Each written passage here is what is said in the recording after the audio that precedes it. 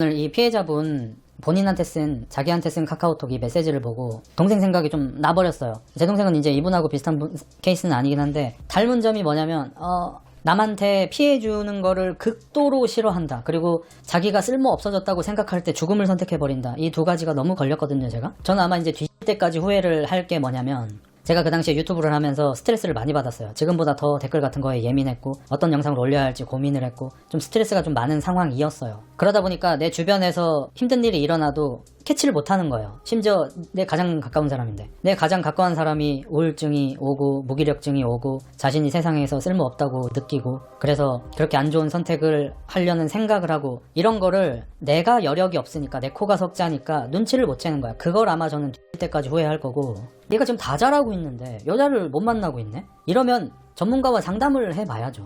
하지 말고 내가 왜 연애 안 함? 뭐 일할만 하지 말고. 아무 해결이 안 되잖아.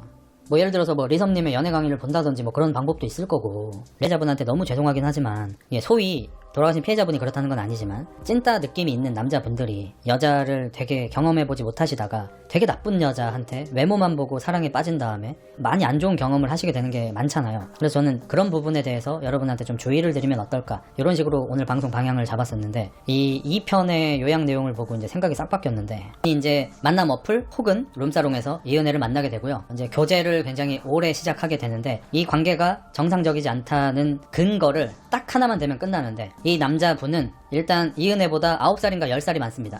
그래서 나이 차이가 좀 나죠. 아마도 룸살롱 직원과 손님으로 만나게 된 것 같아요. 남자분은 대기업 직원이시고요. 연봉이 6, 7천 정도 되신다고 합니다. 그래서 뭐 한 달에 급여가 600만 원대라고 하셔요. 이게 세전인지 세운지가 나오질 않아가지고 일반적으로는 세전을 얘기하니까 한 연봉 한 7천 정도 되셨나 봐요. 그러니까 되게 괜찮은 분이셨던 거죠.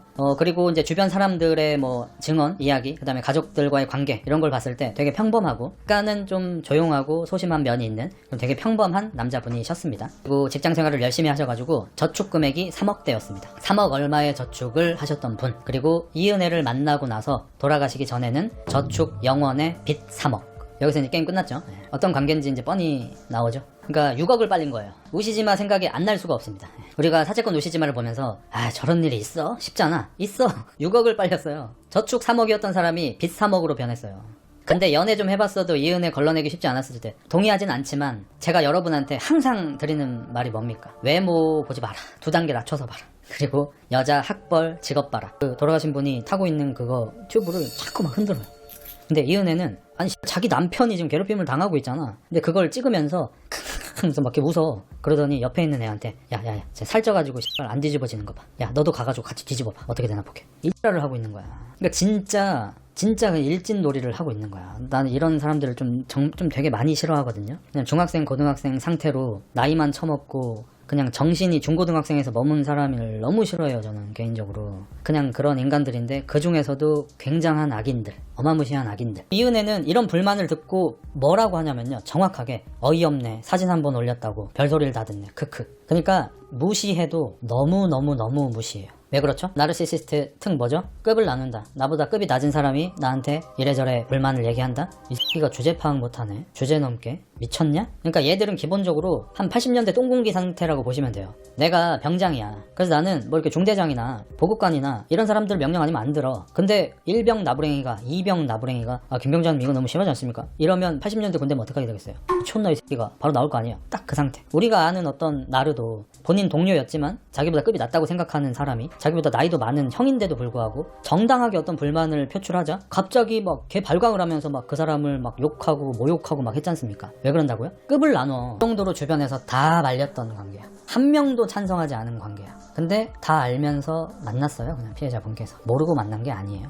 이래서 이제 제가 저학력자 입장에서 이런 얘기를 하는 게 위험할 수도 있고 되게 안 좋아 보일 수도 있는데, 소위 공부머리랑 다른 머리랑 다르다, 공부머리 일머리 다르다, 이런 얘기를 괜히 하는 게 아니라, 이제 제 주위에도 이제 회사 다니고 이런 분들한테 여쭤보면 좋은 학교 나왔는데도 일머리가 없어서 일을 잘 못하는 사람이 있는 반면, 이 회사 어떻게 들어왔지 싶은 학력인데도 일머리가 좋아서 일을 잘하는 친구들이 있다, 이런 얘기가 있잖아요. 마찬가지로 저는 사람과 관계를 쌓는 것에 대해서도 결국엔 다 뇌가 하는 거니까 그 분야에서도 지능 지식이 있을 거라고 생각하거든요. 그래서 이렇게 공부 잘하셔서 좋은 학교 나오셨고 대기업에서 월급 많이 받으시면서 좋은 생활을 하셨지만 연애에 있어서, 여자에 있어서는 너무너무 점수가 떨어지시는 분이라고 생각을 하고, 그래서 저는 뭐 이러한 자료들을 좀 널리 알리면서 그냥 이렇게 되게 나쁜 사람이 있었답니다 끝나는 게 아니라, 이은혜는 사이코패스이자 소시오패스이자 나르시시스트인, 사람을 뭐 몇 명 죽인 되게 나쁜 여자입니다 하고 끝날 게 아니라, 이건 어차피 막지 못하잖아요. 이은혜 같은 사람이 태어나는 걸 막을 수 있습니까? 못 막아요. 그건 자연재해 같은 거잖아. 저런 인간이 태어나잖아. 이걸 막을 순 없잖아. 근데 저런 여자한테 안 빨리게끔 할 수는 있잖아요. 그건 막을 수 있잖아요. 100% 막을 수는 없지만 낮은 확률로 줄일 수는 있잖아요. 그런 얘기들을 사회적으로 좀 했으면 좋겠어요. 그래서 제가 엊그제도 얘기한 피해 받으신 분,